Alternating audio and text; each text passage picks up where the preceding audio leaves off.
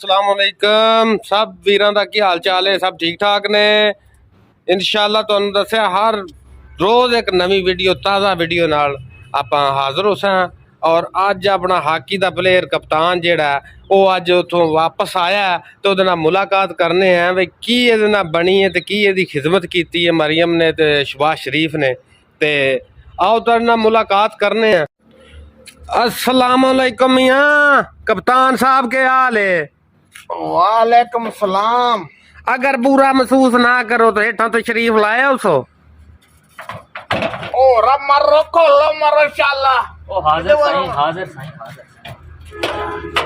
ये गड्डी किदू कीती रे? आपको पता का नहीं मैं कल मेरी मुलाकात हुई मरियम नवाज नाल। ये गड्डी दी ये गड्डी दी है रे। ओ गेट तक खोलो। खोलो या ओदी विचे पई निकल रही है। के होया? ओ के होया ही? खैर है क्या हो गया?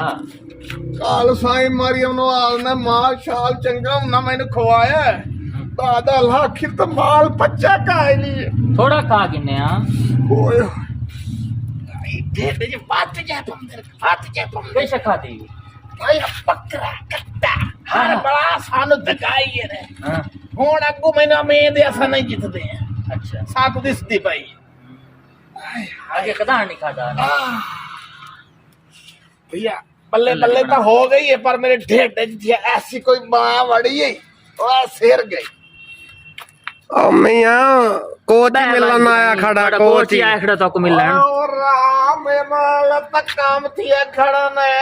अस्सलाम वालेकुम काल वाली तैनू पच गई है जेड़ी उत्थे अपन माल गदाम खादा तैनू पच मैं मरियम को जेड़ा खादा नहीं मैं तो हराम का नहीं खादा ते तैनू नहीं पचा। उस मैनू सिर्फ देड़ा 2 लाख बात दिता ते थी जे कीती खराब खराब ही करना और भी है कि तैनू दुआई देवे ओले बल हो गई पूरे कांच जे बल्ले हो जासी तू होई खड़ी है भेमा वाले दे कोई 18 सलवारा बदली खड़ा। भैया मंगाऊं ते सलवार आई उदा उसे कोल लाईया मैं हां आ भरन लाया जावे वाशरूम वाला होवे